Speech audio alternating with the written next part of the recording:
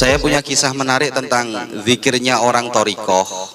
Orang thariqah itu zikirnya pertama la ilaha illallah, kemudian Allah, Allah, Allah, kemudian hu,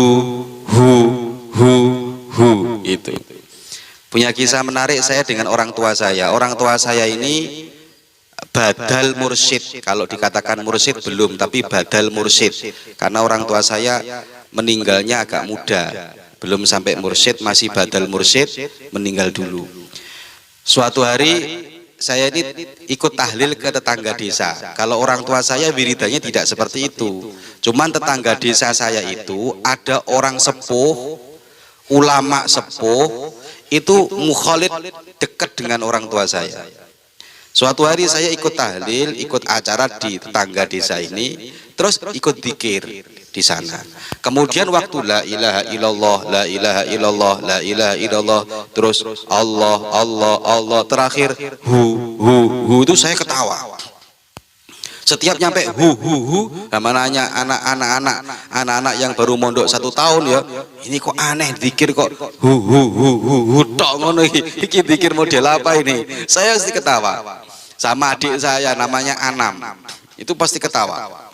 Akhirnya saya jarak 2 hari, 3 hari, saya cerita ke orang tua saya, ngomong, "Abah, ini ada orang zikir, itu zikirnya pasti hu ini terakhirnya itu sesat nggak itu, Pak?" Wah, ini orang kalau nggak tahu ilmu itu biasanya kalau nggak tahu ilmu dikit-dikit langsung ngomong sesat. Oh, sesat ini karena nggak tahu. Orang kalau nggak tahu ya wajar ngomong sesat. Saya dulu masih mondok 1 tahun gitu, sesat ini. Terus abah saya itu enak jawabnya, orang tua saya ini. Padahal orang tua saya bukan pengikut thariqah yang seperti itu. Orang tua saya bukan pengikut thariqah yang seperti itu. Jawabannya orang tua saya itu enak ya. Jawabannya orang tua saya gini, orang lagi zikir itu orang yang lagi menikmati dekat dengan Allah. Kok kamu yang repot? Orang yang lagi zikir itu orang yang lagi dekat dengan Allah, menikmati dekatnya dengan Allah. Lah kok kamu yang ribut itu loh? Ngapain kamu ribut? Sudah kamu belajar lagi, nanti kamu tahu-tahu sendiri. Nggak dijawab. Akhirnya kita belajar 1 tahun, 2 tahun, ketemu dengan orang yang mampu menjawab ini, orang yang ngalim. Terus kita baru tahu ternyata. Jadi makanya orang kalau nggak tahu jangan menghukumi sesuatu yang kita tidak tahu. Itu penting. Jangan dilihat dari wah ini kayaknya sesat, saya nggak menemukan dalilnya. Asik dulu, sampai belajar dulu. Belajar dulu, ngaji dulu ya. Sama dengan ketika saya curhat ke orang tua saya itu, saya diketawakan sendiri sama orang tua saya karena kita masih ya belum dewasa, itu akhirnya mentertawakan seperti itu. Ternyata la ilaha illallah kemudian jadi Allah, Allah, Allah, kemudian jadi hu itu Pak Rohim. Itu ternyata orang kalau zikir la ilaha illallah, la ilaha illallah, itu zikir yang masih standar. Artinya kan zikirnya kan tiada Tuhan selain Allah, tiada Tuhan selain Allah. Selain Allahnya masih ada nggak? Ada? Ada. Gak ono Tuhan selain Allah. Tapi bayangan dia selain Allahnya masih ada. Makanya dia bunyinya la ilaha illallah, la ilaha illallah, la ilaha illallah. Gak ono Tuhan selain Allah, gak ono Tuhan selain Allah. Semuanya nggak ada kecuali Allah. Semuanya nggak ada yang wajib disembah, nggak boleh disembah kecuali Allah. Semuanya tidak ada kecuali tujuannya Allah. Kemudian orang kalau sudah zikirnya mulai nikmat, semuanya sudah nggak ada kecuali hanya Allah, Allah, Allah, Allah. Selain Allahnya sudah nggak ada, sudah nggak mampu menyebut yang lainnya. Yang bisa disebut cuman Allah, Allah, Allah, Allah, Allah, Allah, Allah, Allah. Menurut rek. Jadi mereka nikmat banget menikmati zikir dengan menyebut nama Allah. Wes gak mampu menyebut selain itu, sudah nggak ada. Yang ada hanya Allah, Allah, Allah, Allah, Allah, Allah, Allah, Allah.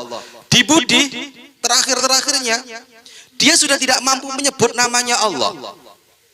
Orang itu kalau sudah kadung nikmat itu nggak mampu menyebut namanya. Dia, hu itu kan artikan huwa. Kalau Allah itu isim dhohir. Kalau saya bilang Zaidun, itu namanya Zaid masih ada kelihatan isim dhohir. Tapi kalau sudah tidak mampu menyebut namanya, dia, hu itu berarti hati yang bicara. Hati yang bicara. Hu iku atine tok wis ngomong. Dia. Sudah enggak mampu lagi menyebut nama Allah. Ini kalau perlu wis enggak perlu ngomong, enggak perlu zikir sudah. Hatinya tok ngomong.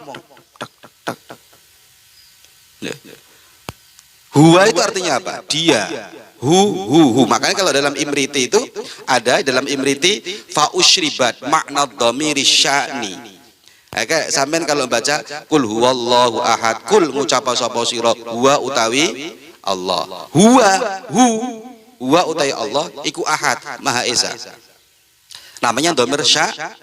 Dhamir sya'an ini dhamir itu artinya hati. Ad-dhamir fi dhamir. Makanya guru saya Lirboyo itu pernah menyampaikan ad-dhamir fi dhamir faman lam ya'rif marji ad-dhamir falaysa bid-dhamir. Domir itu dalam hati. Barang siapa tidak mampu mengembalikan domir, maka dia tidak punya hati. Ad-domir fi domir. Jadi orang santri ngaji gak ngerti mengembalikan lafaz hu kembali ke siapa? Ke Allah. Ad-domir fi domir. Faman lam ya'rif marji ad-domir falaysa fi domir. Barang siapa tidak mampu mengembalikan lafaz hu kembali kemana, dia nggak punya hati. Lah kalau dalam kitab kitab apa iki jenenge ini Imriti itu kan sudah jelas itu. Orang kalau sudah kadung nikmatnya zikir itu seperti orang yang sudah apa ya gila lah. Fa usribat makna dhamiri sya'ni fa uribat fil hani bil al han. Iki Pak Rohim hafal iki. Imriti. Fa usribat makna dhamiri sya'ni sya'an dhamir sya'an fa uribat fil hani bil al-hani. Itu kalau di mukadimah dulu nadoman ini, orang yang lagi larut cintanya kepada Allah, dia akan tenggelam dalam cintanya dan lupa segala-galanya. Fa'usribat, maka dia diibaratkan orang yang lagi minum arak di depannya, kemudian dia ada nyanyian lagu-laguan bil alhani, ono lagu-laguan, ono apa gendang-gendang, ono tabu-tabuan, dia sudah nggak ingat semuanya. Sya'an sudah, ya nggak ingat semuanya. Pak Rohim seneng ke orang Pak Rohim, Mbak mampu nyebut namanya saya, Fatimah, wes gak iso, Khadijah, wes gak iso, sing iso ngomong dia.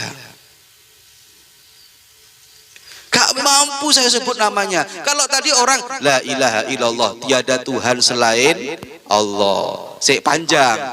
Yang lainnya sudah nggak ada, tinggal Allah. Nyebut Allah toh sudah nggak mampu dia karena sudah seakan-akan sudah menyatu. Ini dia. Kalau perlu lagi sudah nggak nyebut namanya.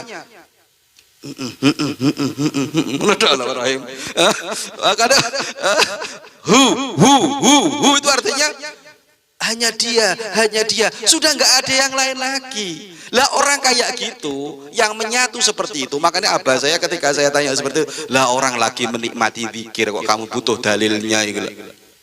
Orang lagi menikmati zikir, lagi menikmati, orang lagi menikmati mabuk cinta kok kamu kok yang ribut gitu loh. Belajar lagi kamu, nanti kamu akan tahu. Padahal orang tua saya torikohnya nggak seperti itu. Ya saya belum masuk torikoh, tapi kita pecinta torikoh. Orang NU pecinta torikoh, sama dengan inilah ya. Allah itu kalau saya buang alifnya itu jadinya lillah. Allah. Tapi kalau saya buang alifnya jadinya lillah. Lillah artinya apa? Karena Allah. Itu kalau saya buang lagi lillahnya tinggal lahu. Lamnya tak buang lagi dari lahu. Lahu sudah bukan isim dohir lagi, sudah berupa isim domir. Lam sama hu. Lahu karena dia. Karena siapa? Orang sudah gak menyatu, ini sudah habis semuanya karena dia. Nah, dia itu siapa? Oh, kamu kalau nggak berani, nggak bisa mengembalikan kembali kemana? Ini domir ini. Kemana kamu? Kemana sih? Oh, kamu nggak punya hati. Belajar dulu jatuh cinta baru punya hati. Lahu. Sing biasa jatuh cinta iku mah, oh ngerti ngene iku. Lahu karena dia. Terus sudah karenanya sudah nggak ada, tinggal dia tok wis pokoknya arek iku wis dia. Itu kalau sudah perlu, gak perlu nyebut namanya. Kamu seneng, gak perlu disebutkan namanya ini. Gak perlu saya ngomong. Kadang ada orang ngomong ya, sudah orang itu ngomong dari hati ke hati saja, selesai. Makanya kemanten anyar itu gak perlu ngomong aku cinta kamu, gak perlu. Meneng tok dadi anak. Ya, lo kenapa? Ya iku wis lah. Ya iku cara memahami zikir ngono lho. Ya asik banget ini zikirnya. Makanya kita kalau kita mau memahami betul-betul zikirnya orang-orang tasawuf itu, orang-orang thariqah itu, tanya dulu, lihat dulu, berkumpul dengan mereka baru menghukumi. Jangan lihat dari zahirnya kemudian kita ngomong ini nggak ada dasarnya. Habis kita ya, kualat kita ini suwe-suwe dengan ulama-ulama sepuh. Paham ya? Ngerti nggak ini ya? Hati-hati santri ya. Hati-hati kita ikut guru-guru kita selesai. Jangan mudah menyalahkan kalau kita tidak tahu. Wes, saya pikir ini cerita asik banget ketika saya masih sangat-sangat muda belia, waktu mondok masih 1 tahun. Semoga barokah, semoga manfaat.